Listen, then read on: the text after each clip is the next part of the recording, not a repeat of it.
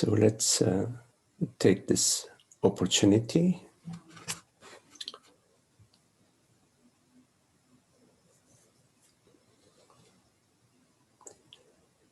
to simply be.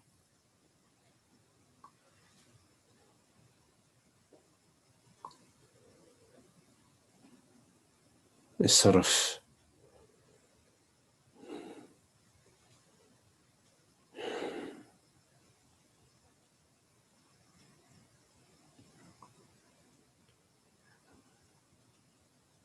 non-localized attention, non-focused, non-objective, no.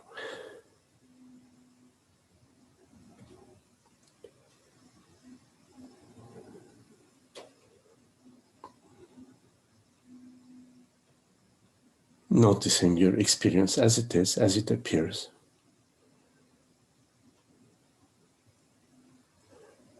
Without any need for interpretation.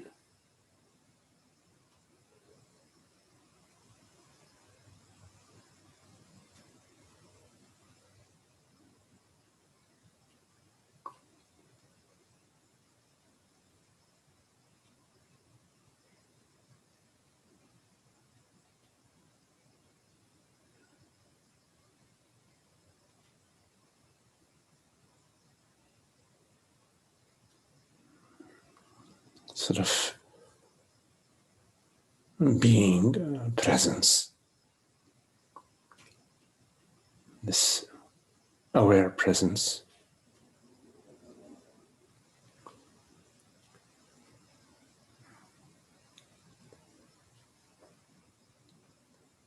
That does not need the past, does not need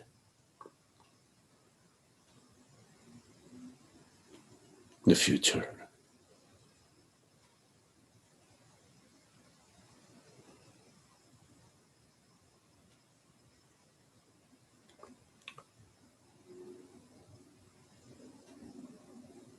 You can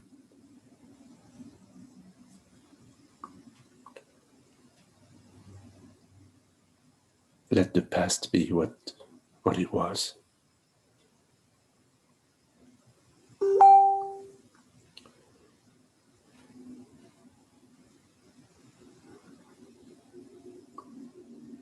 And simply rest as presence, as being.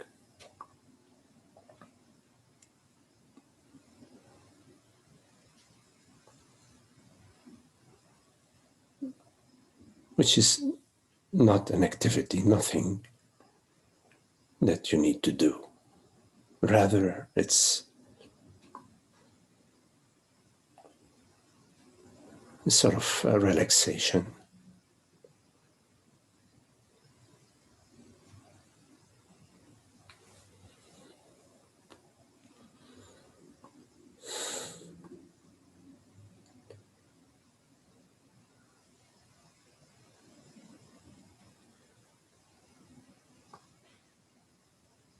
Notice the gentle movement of the breath.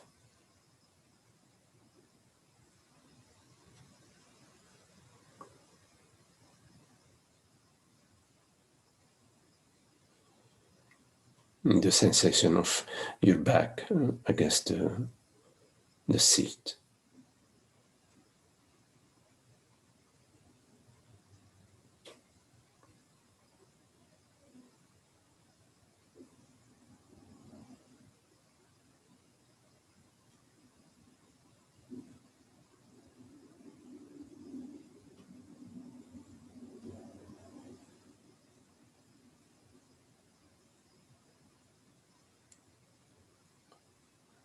Simply allow your experience to appear as it is.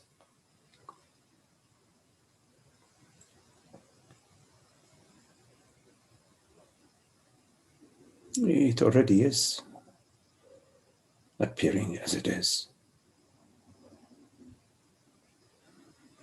without anyone doing anything.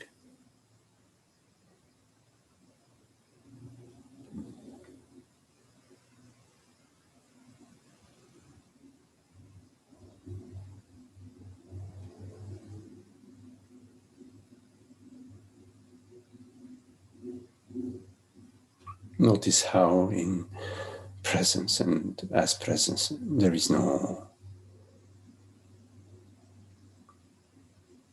past, no future, no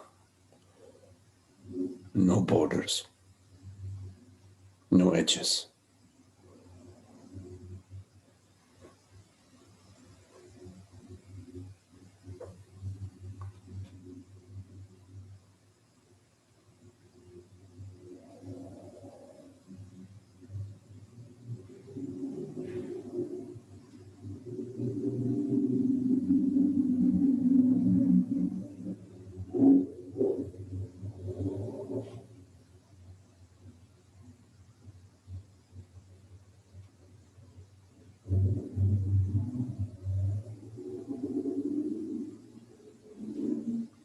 This presence is the peace of being.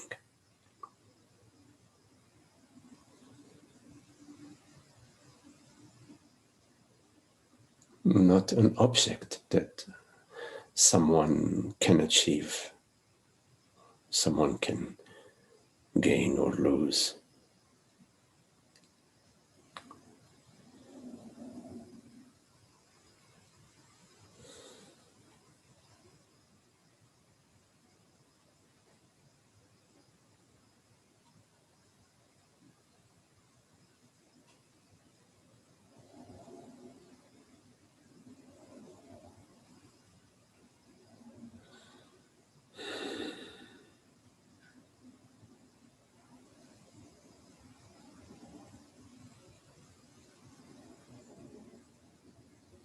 Presence is effortless.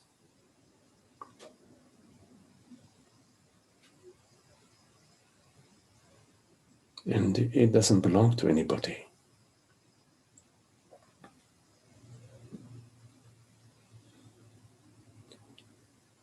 There is no one that has presence or more presence or less presence.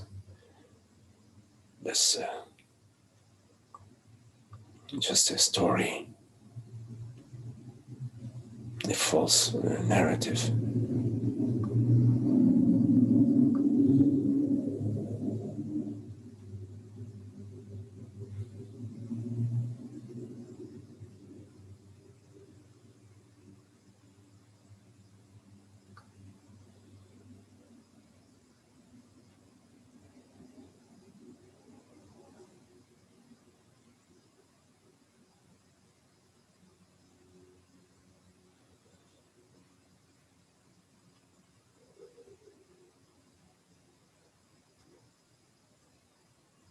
When you meet your experience just as it is,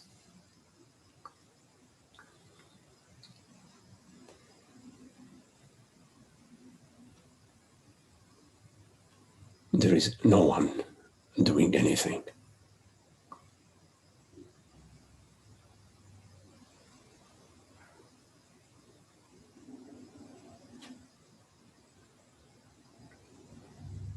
It is only when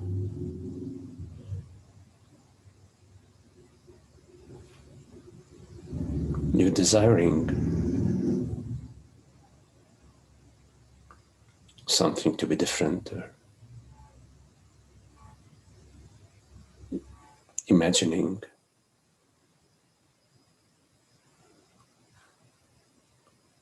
that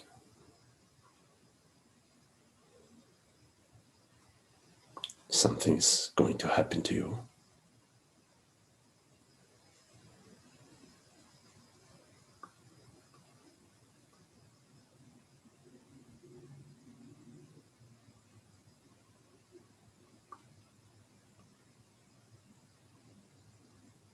That is when the impression of separation arises.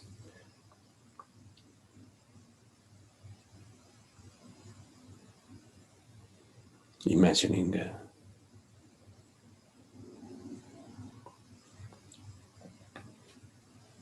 that consciousness is personal.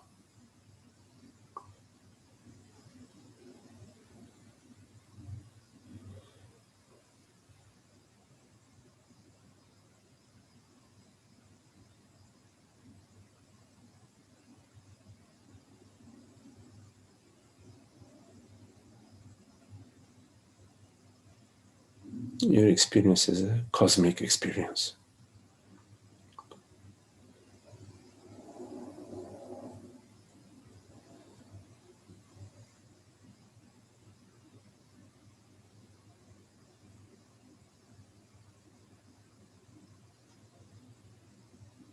Your body is a cosmic body.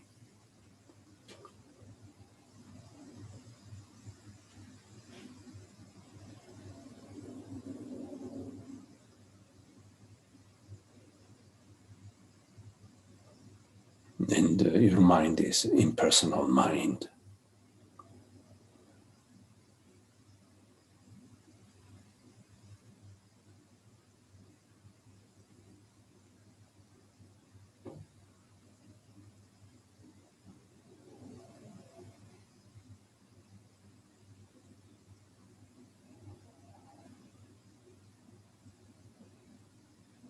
Whatever may be happening in the weather, or whatever clouds may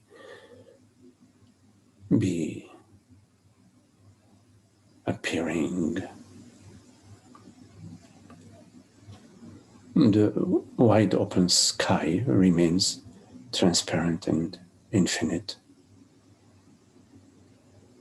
untainted, untouched.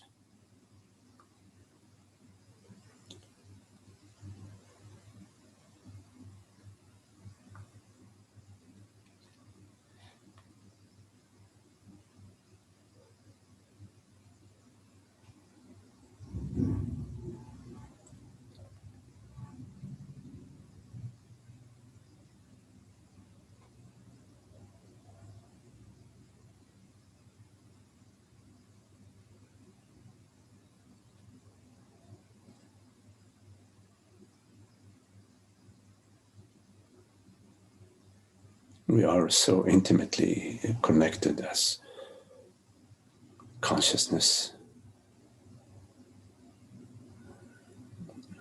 and as this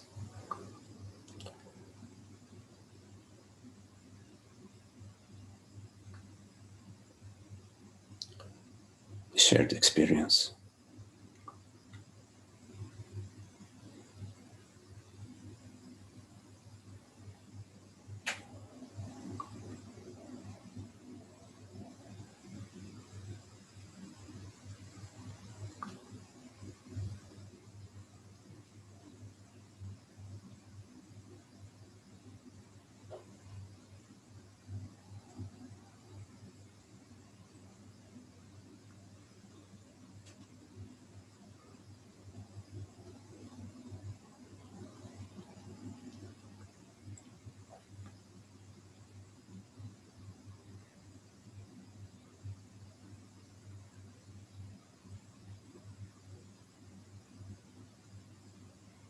Our bodies are made out of the same elements.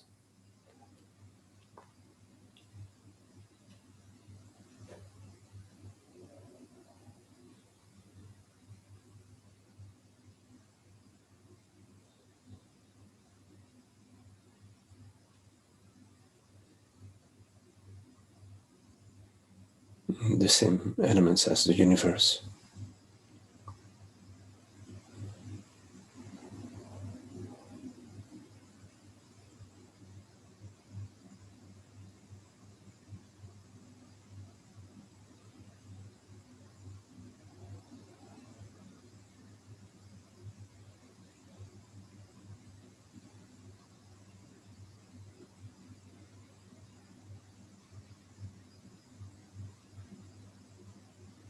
We don't go anywhere.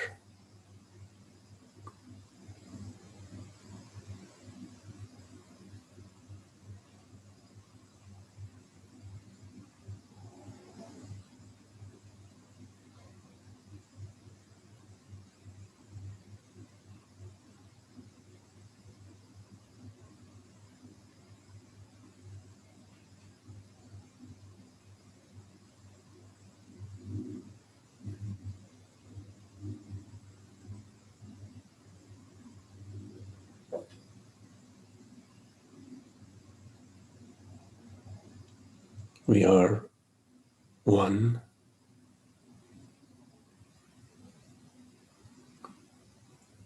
reality, one truth.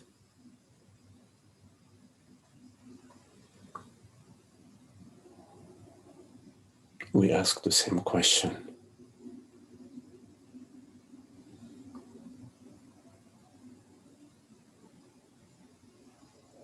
And we receive the same answer.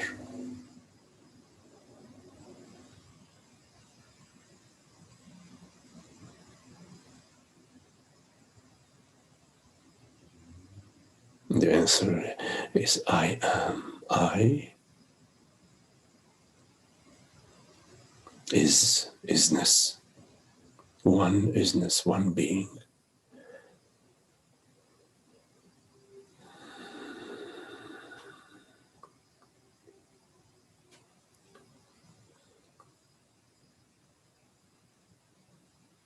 One reality, one God.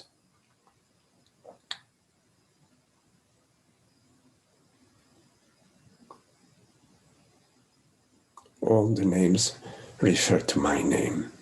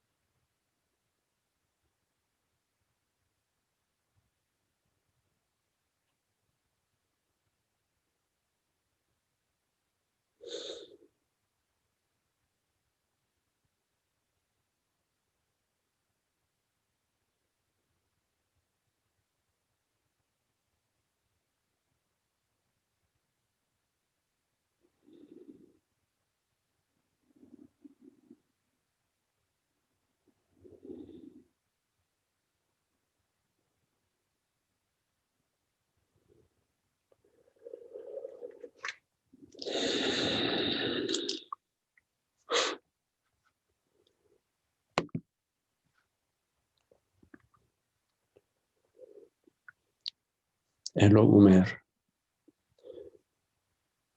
You're right. Is too much stillness of the mind bad for you? What is this you that you speak about? What is this you?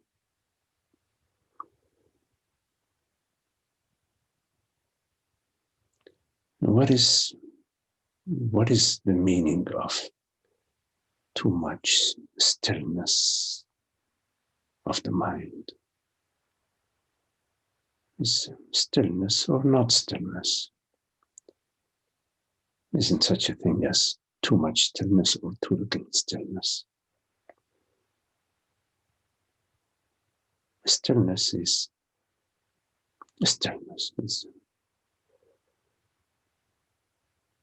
the silence, the silent presence, the peace. It's undisturbed and undisturbable.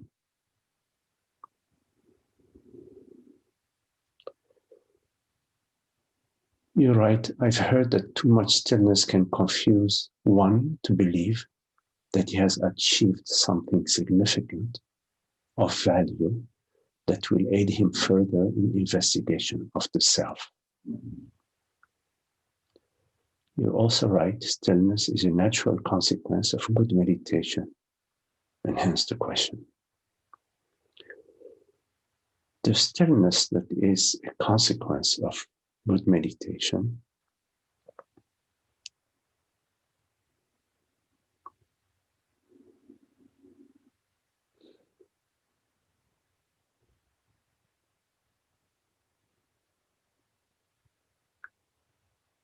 let me put it another way.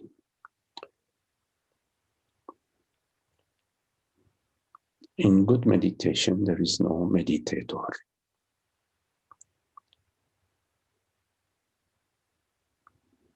Meditation is stillness. Some meditator. It is not an activity that one engages in and attains something. Meditation is inevitable for somebody who is journeying along the path. A truth lover will find himself or herself drawn to meditation,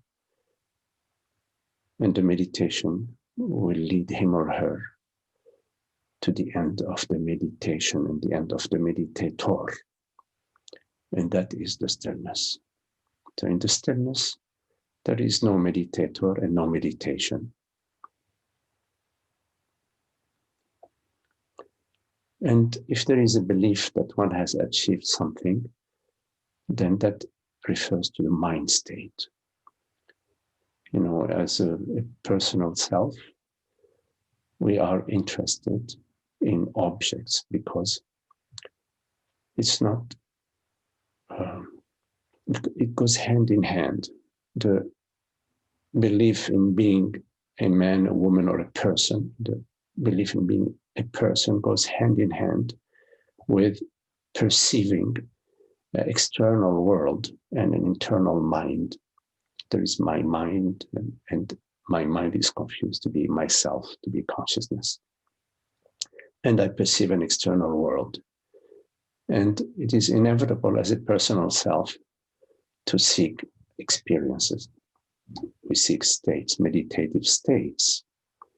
Meditative states are an obstacle, a hurdle to the clarity of being.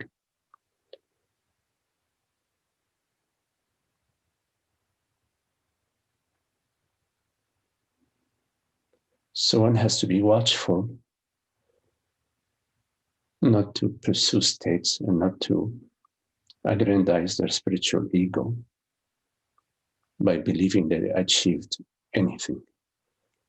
If you achieved anything, you are still in the gain and loss, in the realm of gain and loss, achieving and losing whatever you've achieved. Whatever you have achieved is dead. There is nothing that you can achieve.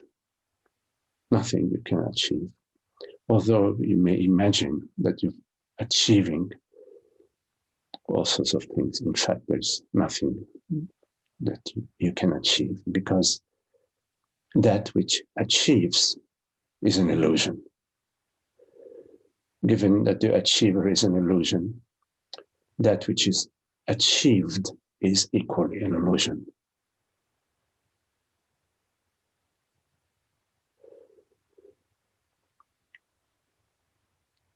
You also write, Umer, isn't stillness our nature, and yet sometimes it is deep, other times it is shallow? No. Stillness is our nature, but is neither deep nor shallow. Whenever you separate yourself from your true nature, meaning you imagine yourself to be somebody in time and space, then you're in the realm of separation, the realm of duality. And you are experiencing states, personal states, the shallow or deep states. You write, isn't stillness our nature, and yet sometimes it is deep, other times it is shallow. And yet our true nature can't be deep and shallow at times, correct? It cannot be deep nor shallow. It's neither deep nor shallow. It is changeless, yes, changeless. Otherwise, stillness can't be our true nature, yes, correct. You also write, do non-dual states still count as states? There is no such thing as non-dual states, Umer. There is one reality, and it is non-dual. It is not a state. All states are dual, meaning that they are in time and space. You experience a certain state, there is an experiencer of a state, there is beginning of the state and the end of the state, and feelings about the state and so on. And then there is, of course, seeking that state, trying to repeat the past. Good luck. You write, is the no self experience not a non-dual experience state?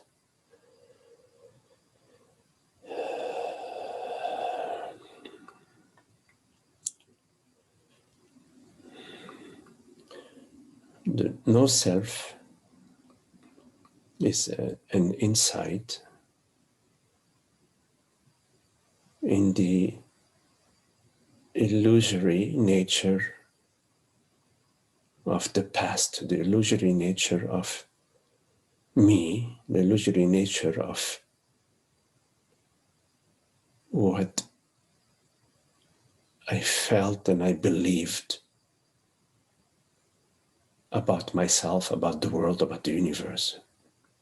So the no self insight is a very important insight.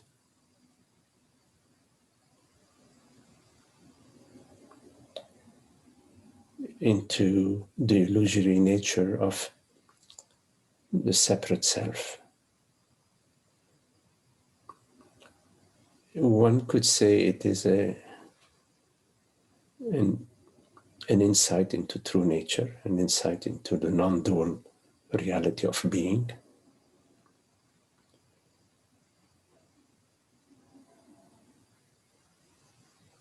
And yes, one could say that, but it's not the final destination.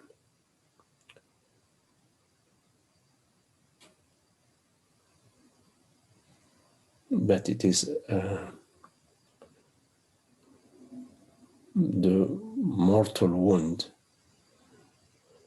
to ignorance, but it is not its death.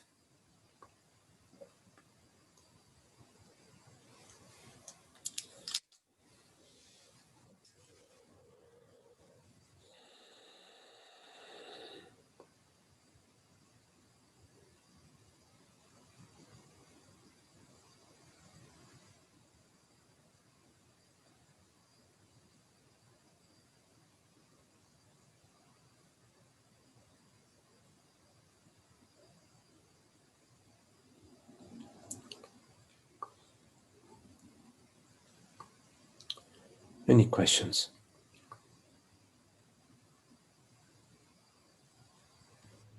Hola, Magdi. Hola, Emmanuel. ¿Cómo está? Do you see me? Do you hear me? Yes. Okay, give me a moment. Okay. So, good to see you. Yes. Very lovely, very lovely. Mhm. So, last weeks I've been a little bit lost here and there around, like, I mean, lost in thoughts, emotions, and like haunted by all these things. The anger, the pain, the fear, and I didn't want to know much about this. I didn't want to attend satsang. I didn't want to meditate or be in silent. I wanted to escape, to run away. Like, I don't want to feel the emotions, the sensations. So obviously, I went back to what is known for me, like the habitual patterns and stuff. uh, but yeah, I'm just here now, like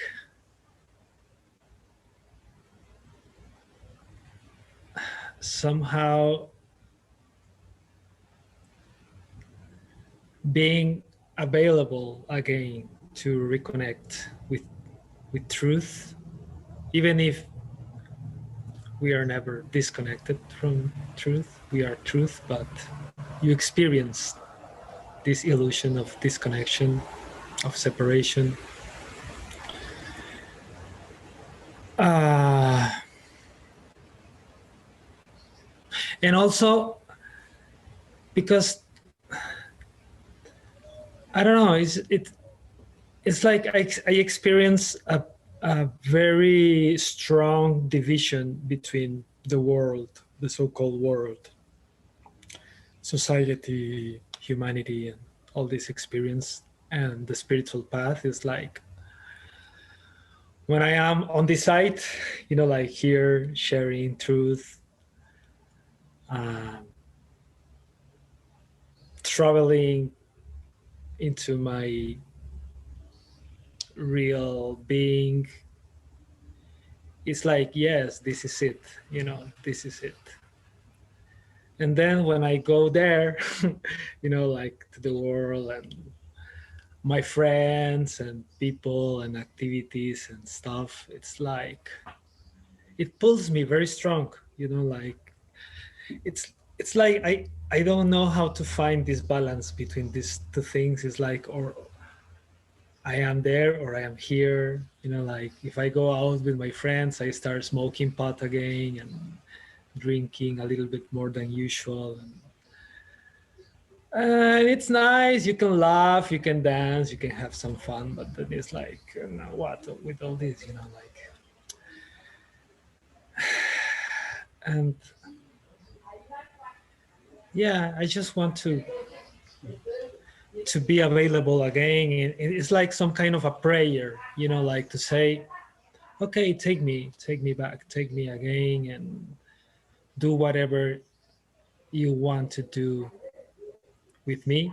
I'm using like dual words, but it's just a way of expression of love and devotion,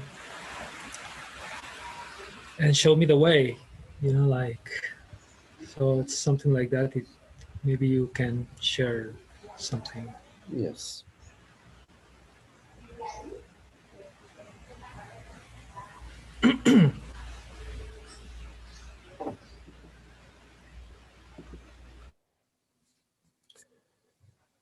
I just muted you for a second. Emmanuel, please unmute yourself later, as you want to speak. So just because there was some background sounds,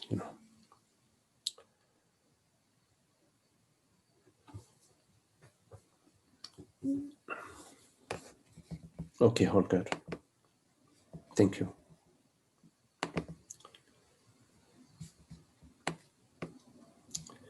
So, Emmanuel, you will find that, which you're already expressing, that it is less and less fun to live the peace of being. You will notice that your tolerance for the old habits is less and less. You less and less can tolerate this, what I think use the term escape, these escapes. You will tolerate them less and less, and you will find that you will be coming back more quickly to presence, and you will be staying longer as presence, with presence. You don't need to really do anything. You don't need, it's not a combat. But like Francis often says, he uses the terms, follow your enthusiasm, follow your love, what really is happy, what is joyful, what is, that which you resonate with. So follow that. You will find that the more you follow your happiness, the more likely you are to follow it. I don't know if this makes sense, but it's like the more you frequent a really nice restaurant, the less you want to frequent any other second class or third class or fourth class restaurant.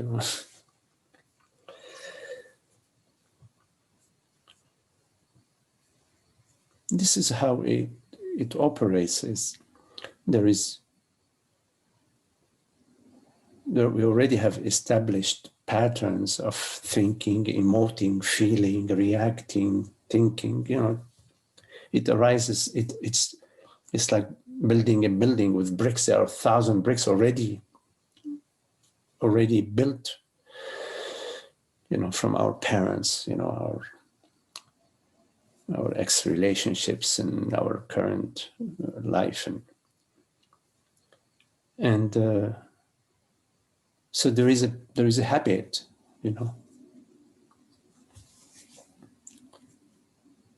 like sometimes, if you notice, when you move from one house to the other house, another house, sometimes when you're driving, at least in the beginning, you forget you may drive to the old house. Although you don't live there anymore.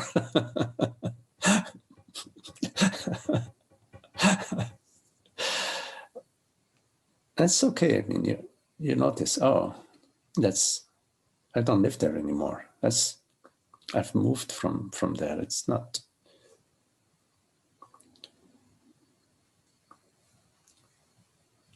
So that once the light starts, the light of truth starts to shine within you, it does its job. You can help it out by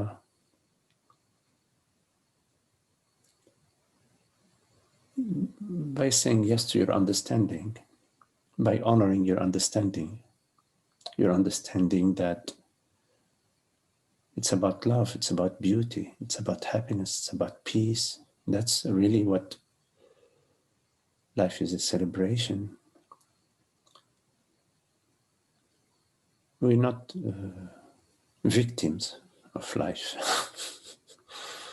No. We are this wonder, the wonder of being, the wonder of awareness, the wonder of presence.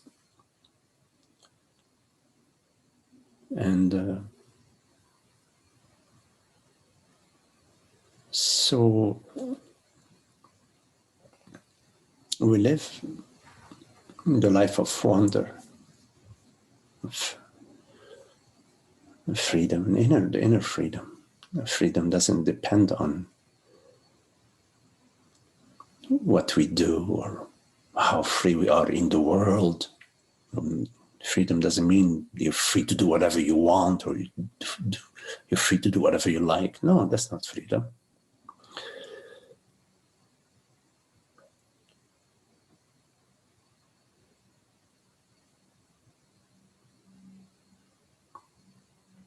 Freedom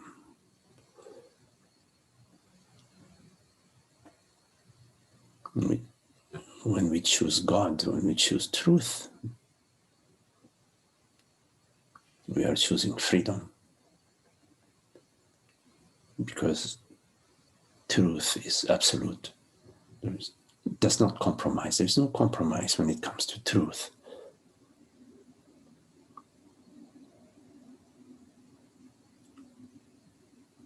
But that which appears often in our mind, the thoughts, the feelings, they're infected by the belief that often we don't see it, but it's there, the belief that it's separate consciousness, this limited self, this personal self.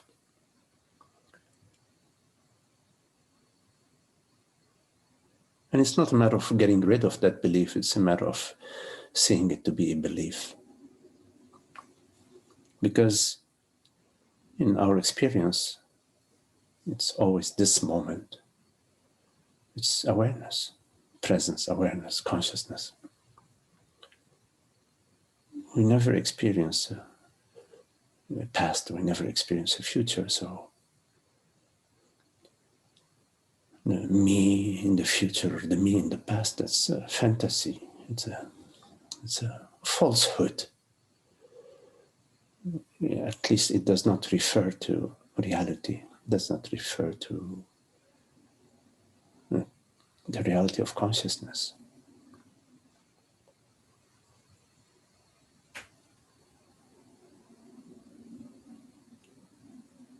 So the contemplation is not about feeling better or about a better mind state or a better life situation or a better personal experience. It cuts through all of that. Contemplation cuts through all of that. It goes straight to the source. That which isn't subject to situations, is not subject to conditions, is not subject to the age of the body, the health of the body, or the bank account, or relationship with my grandfather, or whatever. It's the source, the truth, the reality is absolute. It's not something that we experience like we experience a feeling or a perception. It's the reality of consciousness and that which I am.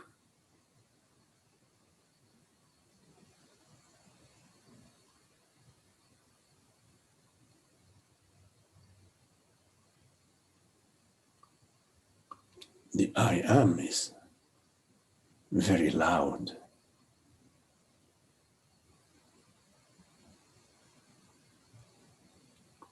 It's not that I am somebody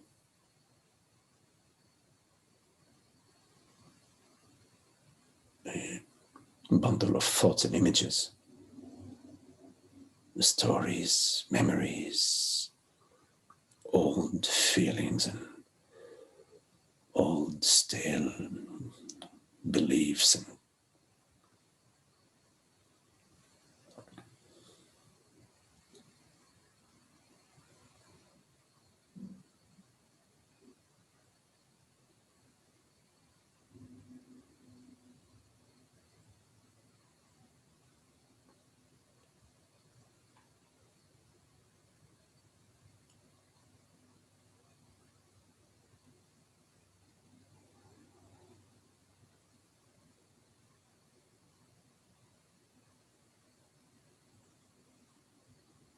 we are this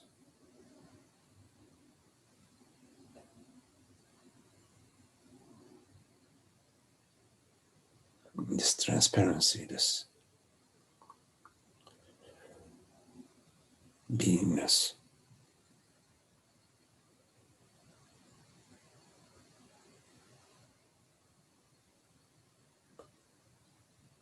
We have to live in honor and cherish truth.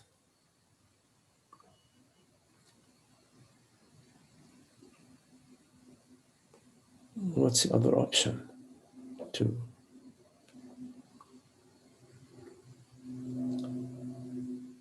follow this feeling and that thought and this experience and then next feeling, next thought, next event. No. Remain steady in truth and reality. This steady as reality, as truth. The unborn, the unmovable, the unmoved, unstirrable.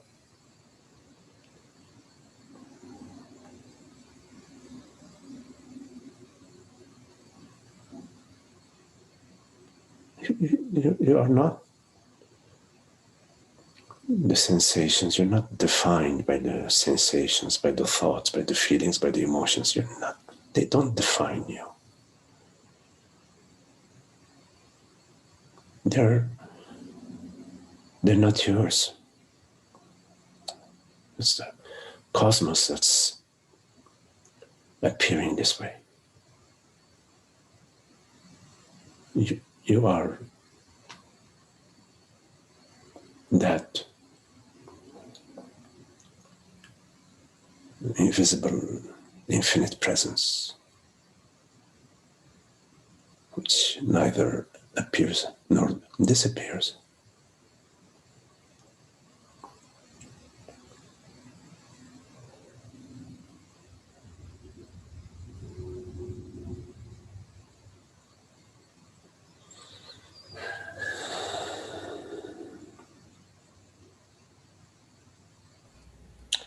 Thank you.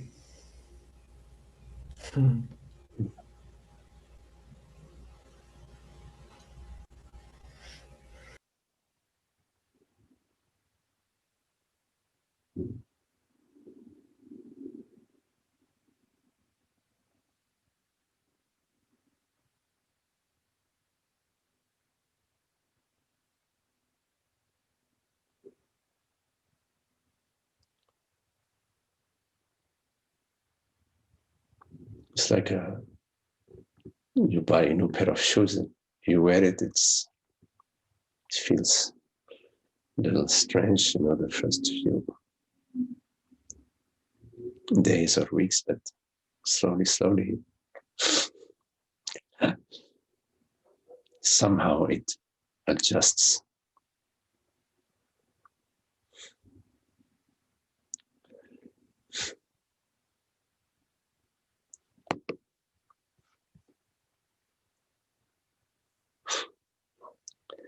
Any questions?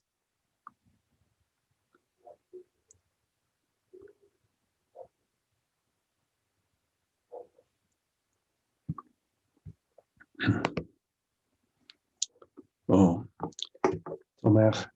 Hello, Tomer. Sorry, I didn't miss your question. You write, hello, Magdi. Nisargadatta put his attention on the I am, me sense for 3 years until he realized the self. What do you think about this approach, and would you recommend this practice to others? So, Tomer, I don't recommend any practice to anybody. Sometimes there is a recommendation that arises out of, as a result of a certain question.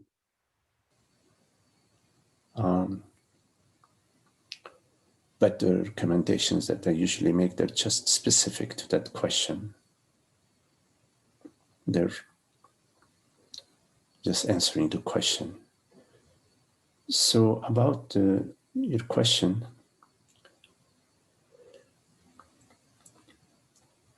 now,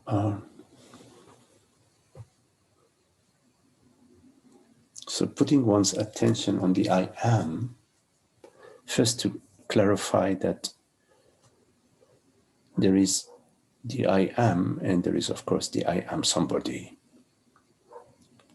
The I am precedes the I am somebody. So in the I am, meaning presence, Sat, Satchitananda, it's a Sat aspect of Satchitananda. In the I am, there hasn't yet been the download of I am a man, I'm a woman, I'm a son, father, mother, whatever. So when you are contemplating I am, when you are contemplating I am, it is that which is contemplating the I am is I am. So the I is contemplating I. There is no thomer yet. There is no thomer yet. There isn't I am this or that. So in I am, it is I.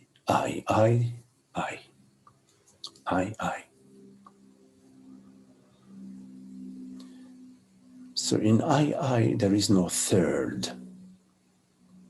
In fact, there is no second. There is just I. Because it is I contemplating itself. So there is, in the contemplation of I, the mind is brought in line with the one reality. And if the mind remains with the one reality and does not leave it,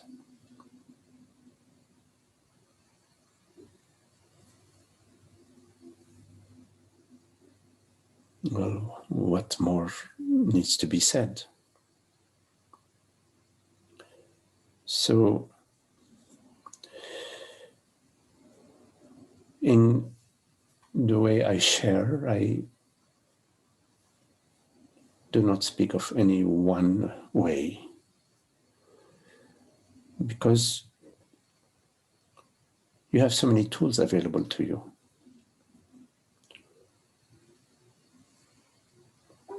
And why only stick to the Phillips head screwdriver? You may run into a problem that requires a flathead screwdriver.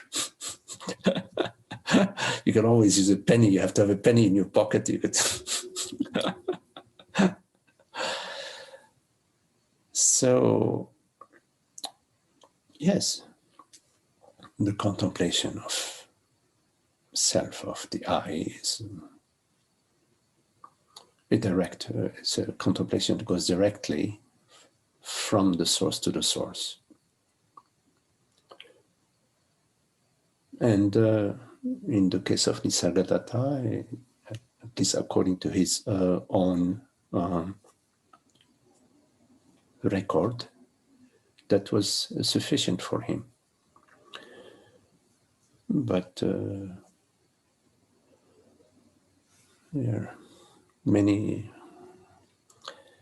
flowers in the garden. There are many different trees in the forest. Whatever works for you. So I think what you asked, what do I think about this approach? It's a nice approach, it's a good approach, fine approach, if it applies if it resonates, if it calls you, if it vibrates within you, yes, absolutely. You know, whatever resonates for you in a way that is happy is good. If you are happy, all is well.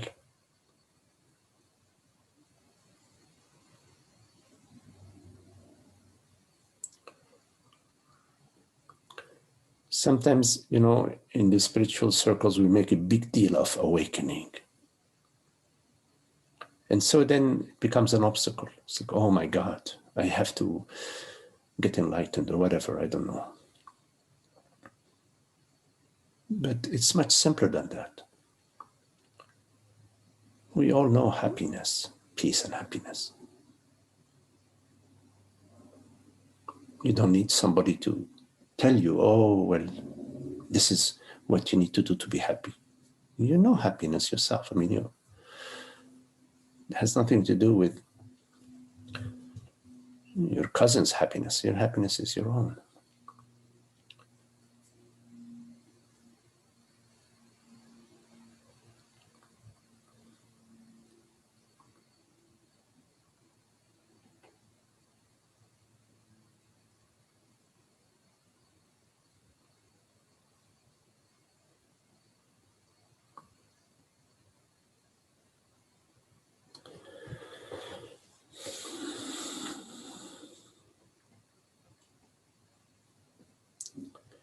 Any questions?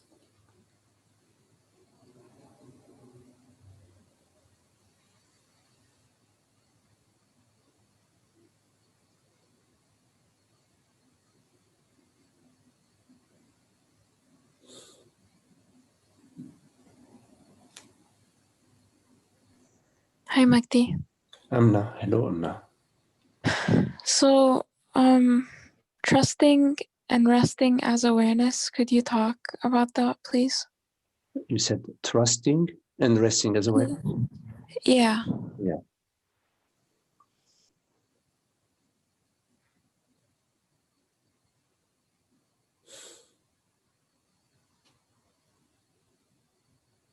You know, trust happiness,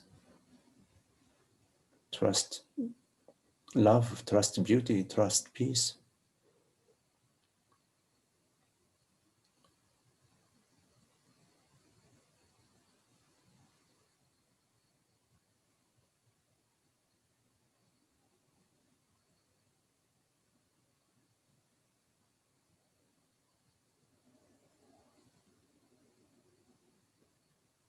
And you get to know over time that happiness can't be conditional upon anything. So you're not happy because, I don't know, because you did something good or because something got better for you. What if next day it changes, you know, it's not good for you anymore?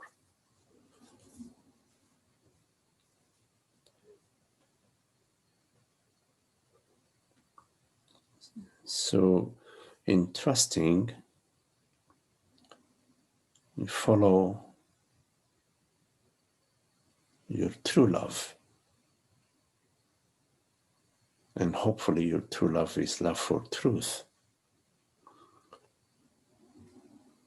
meaning love for peace, love for happiness, love for God.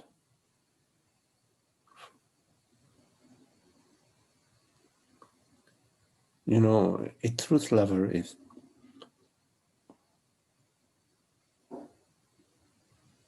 gets sort of stung by truth. And then it gets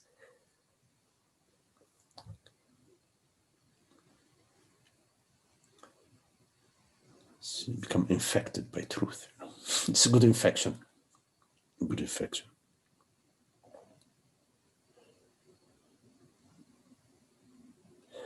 So, I remember that somehow, for years and years, I couldn't just be at peace with unhappiness. I felt even the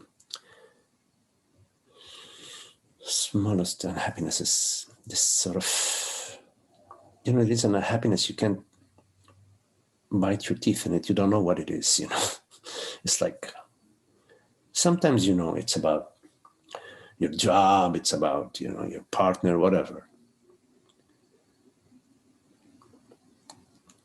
These are easier to deal with, But there is this also subtle unhappiness. I couldn't just be happy with it somehow. And I didn't want to delude myself into, that it was okay. Because it wasn't okay. I wasn't okay with it.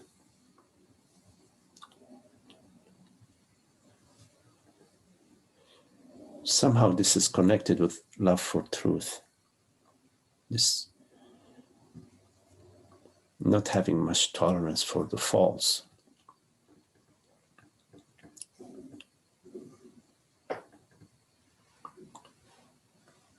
And so what you're trusting, you're always trusting something that's resonating within you. Trust is an inner resonance. It's trusting what within you says yes.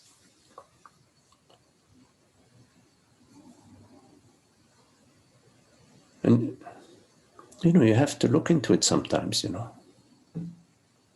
Sometimes it's not very clear, from the onset what to trust. You may have to check it out and see if it is what you think it is. You have to sort of open the box, look into it.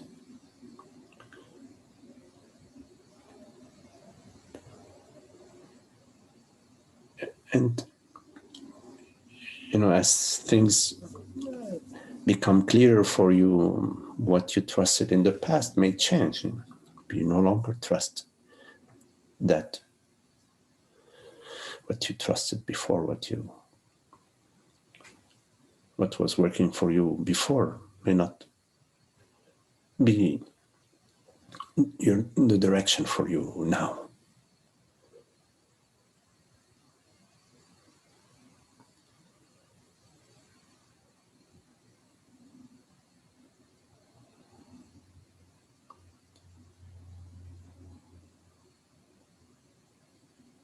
See, also trust your understanding, meaning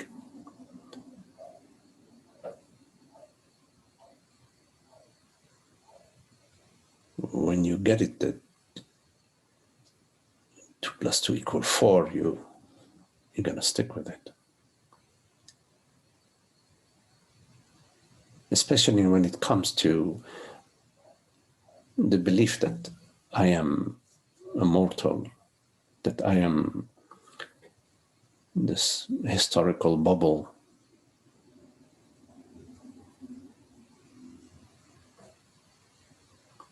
When you come to the understanding that, no, I am not a historical bubble. I am not an event in time.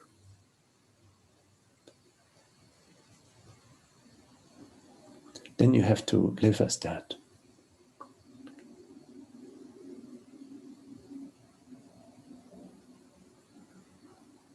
Meaning you're not feeding the story about you, the images, all of that is dead stuff. As presence, there is no story and no images. There's just the radiance of presence, the radiance of awareness.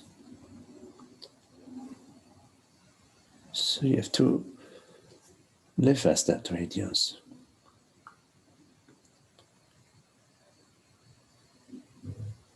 Meaning,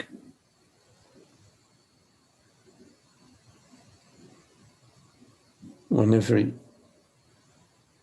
you notice, because you have the capacity to notice that you are worrying about the body, the image of the body, whether people like your image or whether you like your own image. And whenever you notice that you are referring to yourself as a person, that in that moment of referring to yourself as a person, you are overlooking the transparency of being.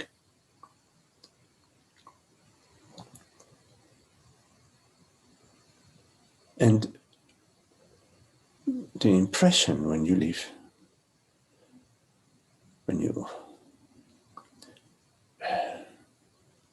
consider yourself to be somebody in time and space, is worry and concern, and the mind starts spinning about saving and safeguarding the imaginary, the ghost, what you imagine yourself to be.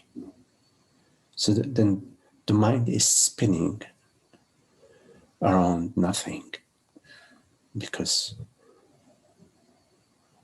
what you imagine yourself to be is not what you are. It's nothing. It is nothing there. It's just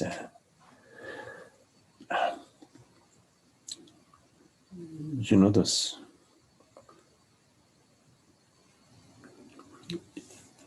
There are these play of flight, like when you look in a certain, you walk by it and you see a certain image, you walk a little bit more, the image changes.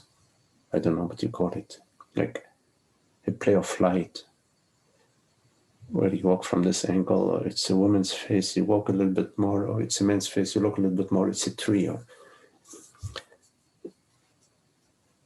So your mind then becomes very concerned about this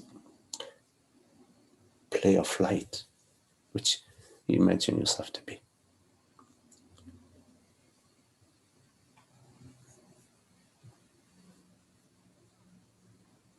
And the resting as awareness, resting as being, is our natural state. Being is being. Being is being. Being is in the business of being, is in the beingness business. We are all members of that. We're all shareholders in the beingness business. We already are. We are. I is being. So resting as being is more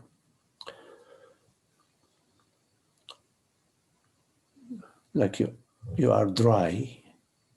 You are dry when you don't step into the water. Is that? When you are already resting as being when you don't leave yourself and imagine yourself to be somebody, You are being when you are not being Amna. You are being when you are not being Amna. You follow? Yeah. So when you are being a daughter, a mother, a sister, or whatever, when you are being something else than being, then you cannot say I'm resting as being. You are busy being Amna. You're busy being a daughter, a good mother, a good sister, whatever, You know what I mean? Okay, so in the moment when I'm being amna, how do I snap out of it? Well,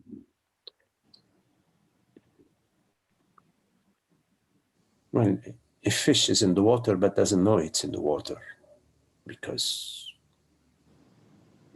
fish doesn't know what is not water. But you, when you step in the water, it feels wet. So when I'm being amna,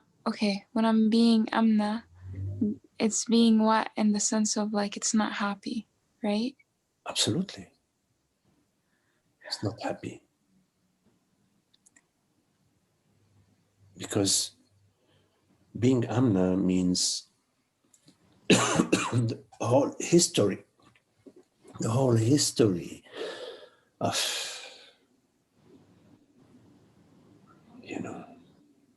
the worries, the concerns, the troubles, what you should be, what you shouldn't be, the whole sense of limitation, the illusion of separation. Being amna is, well, you can be good amna, then you have a little experience of no misery. But good luck if you're trying to be good amna, good luck. Right? I mean, it's a nightmare. Why? Because it's a hoax. It's a hoax.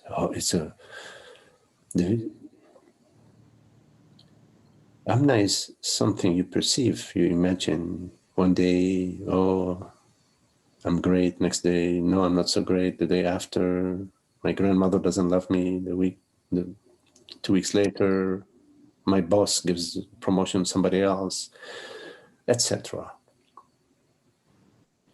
And also, being Amna or being Magdi is being the body-mind already. Good luck, because the body-mind is constantly, well, the body has one destination, and the mind is like a drunk man, like a drunk. You see what I mean? Or I don't see what you mean by saying the mind is like a drunk. I see like my mind is like bipolar. is bipolar. Well, okay, Yeah. that's pretty drunk. What I mean by the mind is drunk is in that thoughts are a diamond dozen. They're subject. Thoughts are subject to events in the cosmos, and the cosmos is constantly in flux. There are supernovas and there are galaxies that are interacting with each other, and huge events happening, in the universe. And our thoughts are not separate from the universe, meaning they're constantly changing. And also within our thinking, within our thought, there is, besides the cosmic dance, you've got ignorance. Ignorance meaning the thought that I am mortal. That I meaning consciousness, that consciousness is mortal. Consciousness is not mortal. But within most 7 billion human beings, there is that ignorance. So that's the drunk aspect of our thinking. Or maybe heroin addict, addicted to the me, addicted to the sense of separation. Well, my tribe, my family, my religion, my culture, my money, my car, my red shoes, my children, my mother.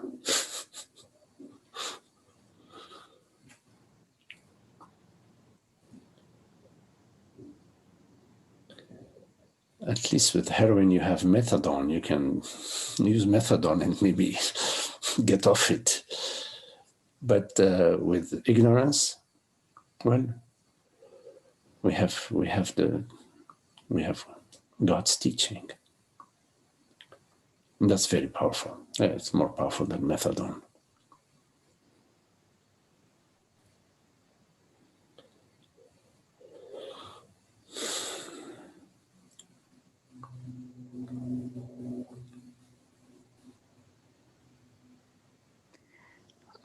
Earlier, when you were talking, you mentioned, like there's the belief that I'm a separate self, and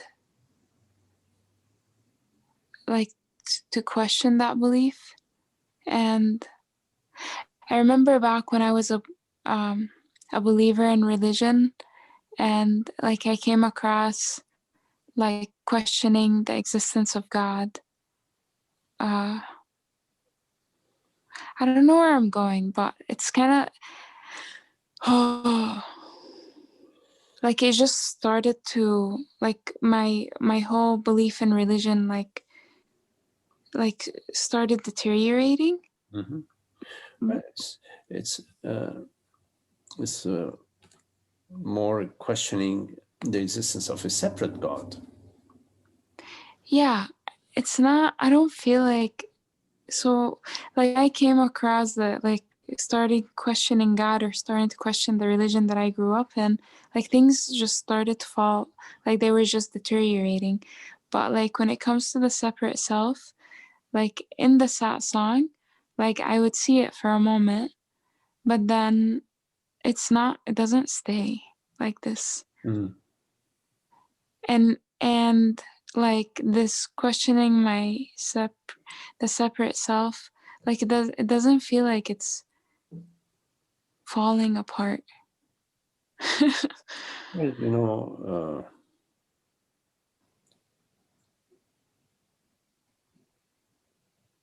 it is.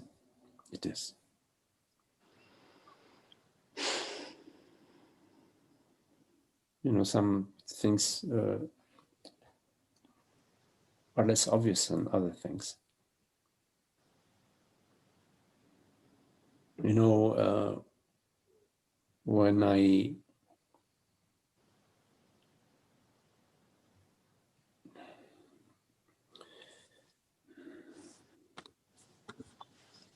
mean, there were moments when, yes, I was very clear about some understanding and there was change. It was very obvious. But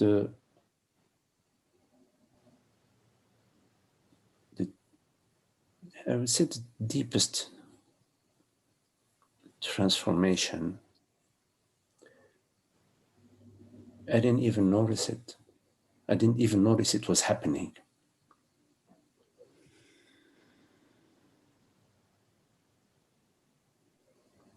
And at some point,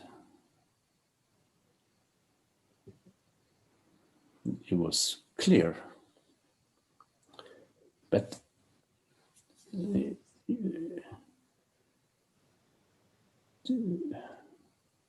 don't underestimate the small understandings.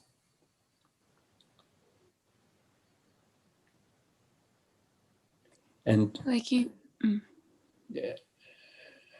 And we don't even notice. We may not even notice our understanding.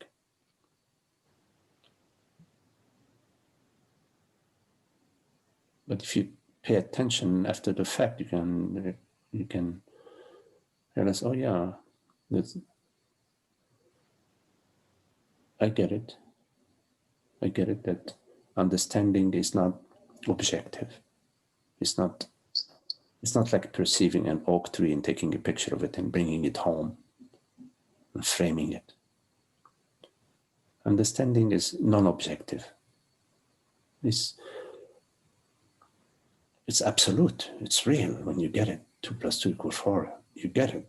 Or you hear it, you listen to a joke, and at the punchline, you get the punchline, you laugh, you get it. understanding is undeniable, but it's not phenomenal. It's not like there is an object, there is something.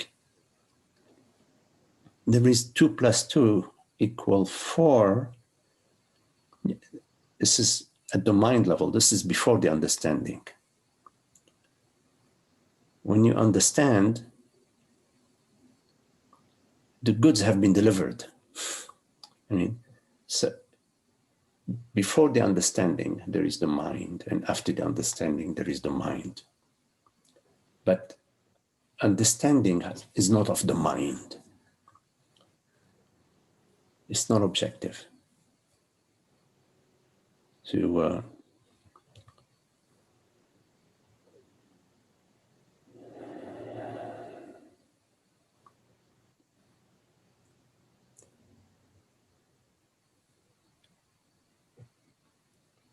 like when we say, for example, that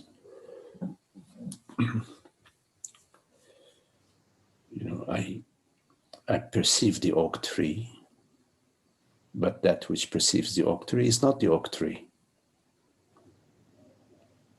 You get it. You say, oh, I understand. It's a silent understanding, but yeah, that which perceives is not that which is perceived.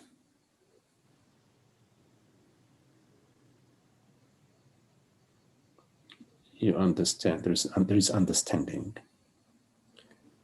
but there isn't an object in understanding. After the understanding, there is a verbal rendition. There may be a verbal rendition of that which I understood. But the painting of the oak tree is not the oak tree. The rendition of the understanding is not the understanding. It is a rendition, that's fine.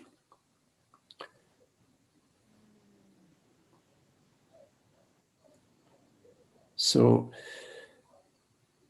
you can trust the understanding. You had a question about trust a minute ago. Trust the understanding.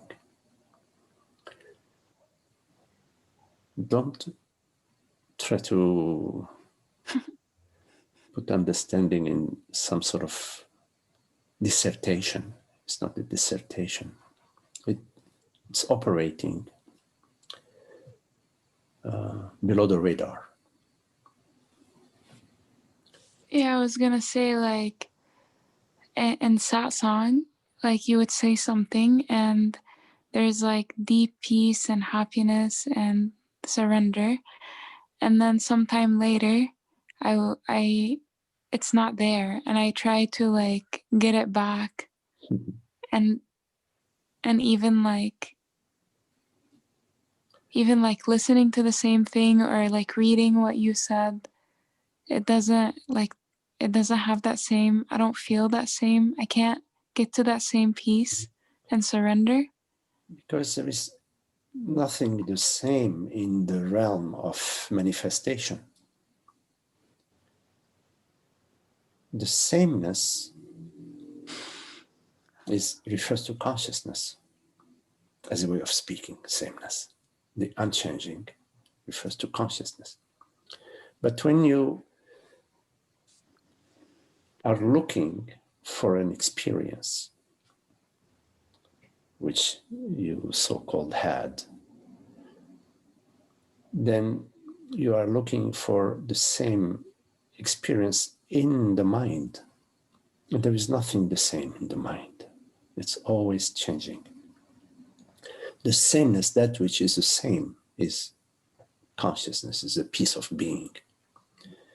So you have to let go of the past to be present freshly to, when you listen to a video or you read a book,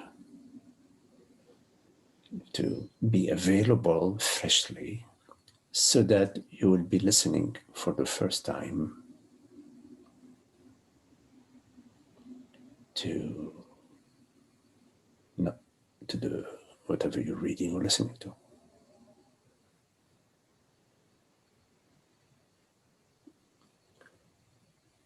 There are many, many discoveries, infinite discoveries within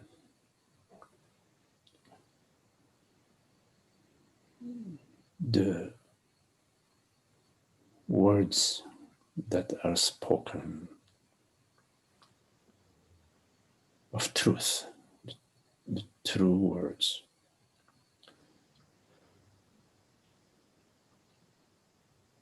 Like the white light contains infinite colors.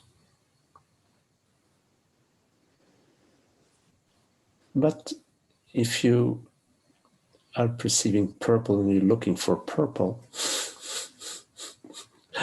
there are a zillion other colors out there. Good luck finding purple, or that particular shade of purple. So you have to let go of holding on to anything, and including your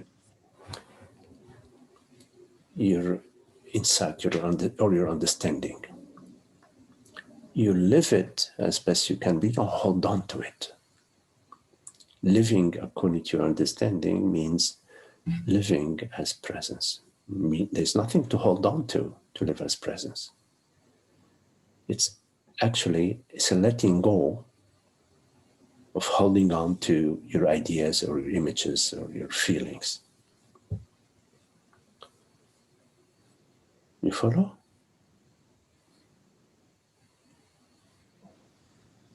I'm not sure. I'm not sure that I follow. So, That's good. You see, you're not sure. So you met my question with presence. You looked. You said, I'm not sure. So you understood what I'm saying.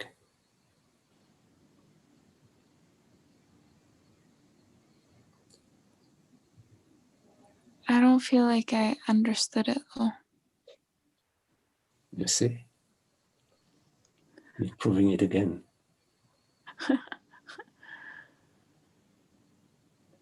Yeah, that's it. Just presence. I'm not sure I understood. Wow, it's beautiful. It's true. That's truth.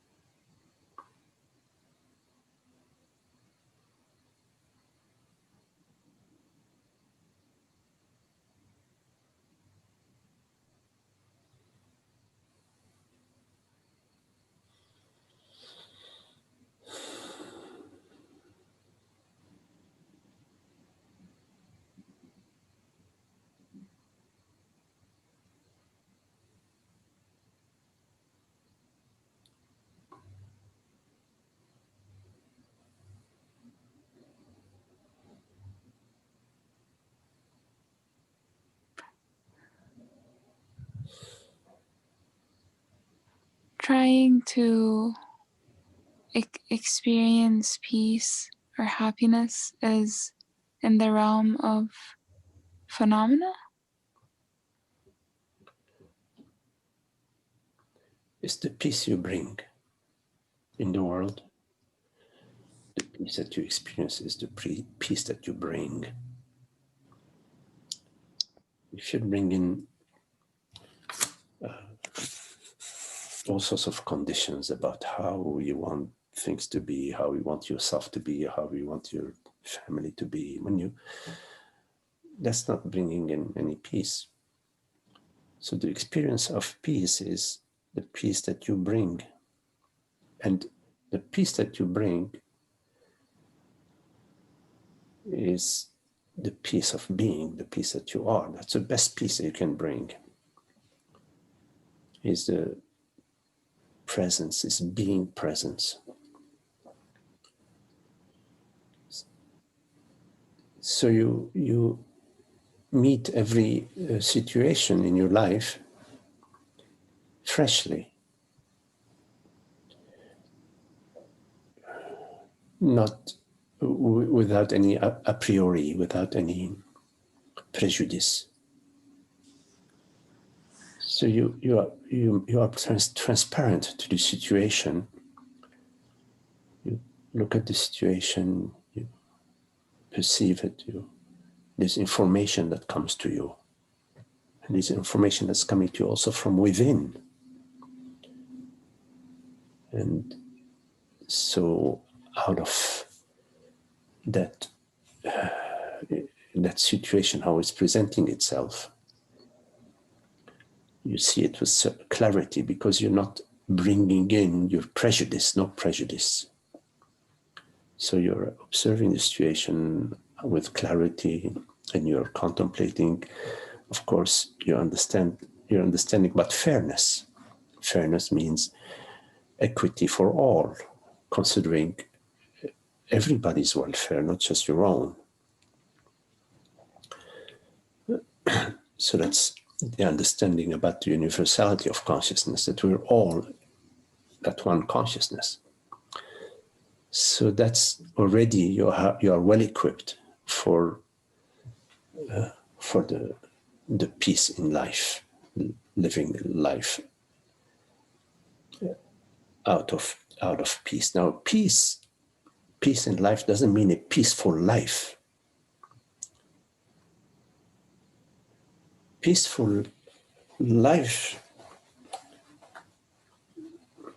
is there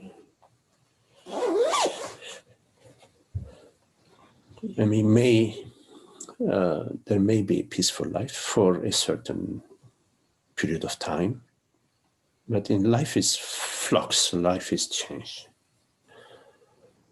The peace is not the peaceful life, it's the peace of being. And the peace of being, when it comes into life, it brings peace into life. But the peace that is brought into life is not the peace. It is a subsequence of the peace. It is an effect of the peace of being. So the peace of being affects life and pacifies it. Also, putting conditions on, like, on myself, like on this body mind, is no different than putting conditions on other body minds.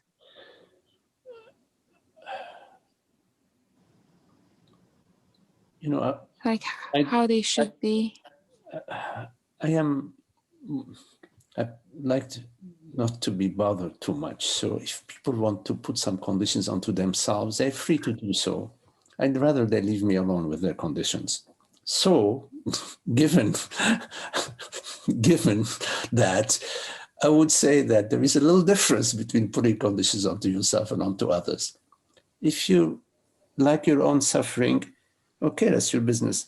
But leave the others alone, if possible. No. What I'm saying that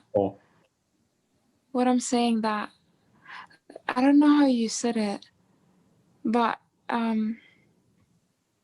so the invitation is to allow, like, to allow the world to be as it is.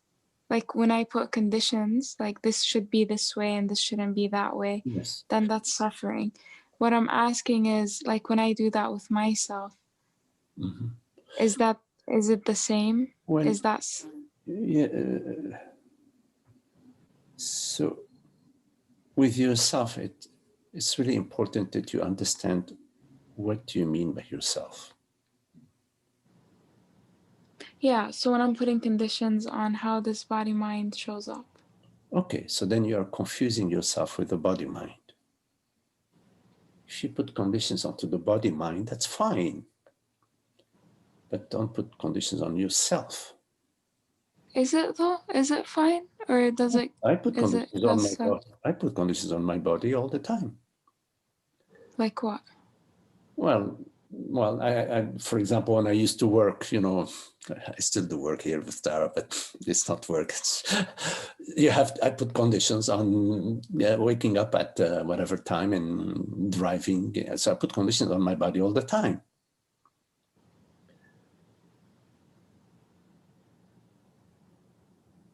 Yes? Yeah. So everybody puts conditions on their body. It's normal. I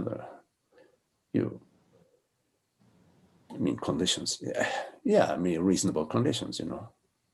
Some people are not reasonable, my God. Some people, they exercise 8 hours a day, or 6 hours a day. They feel that they have to have this body that I don't know what, I know some people like that. It's mad. But anyways, they're happy with it, I guess. I don't know.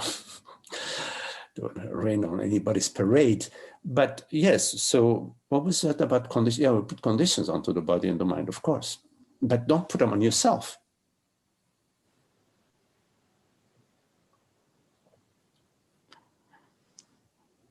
Like you may want to learn to play the violin. So you put all sorts of conditions on your body, mind. But don't put conditions on yourself. You follow? Yeah.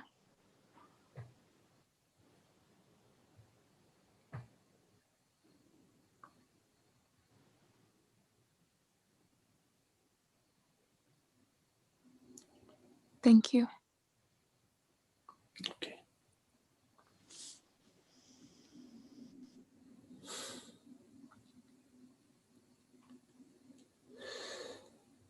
Okay, well, very lovely to be with you all. Andrew, nice to see you, Andrew, and Trish, Holger, Janine, hello, Janine, and Richard, Holly, hello, Holly, and John. Thank you. Umar, hello, Umar, and Amna. Thank you all. Thank you, Magdi. Thank you. Thank you. Thank you. Thank you, Magdi.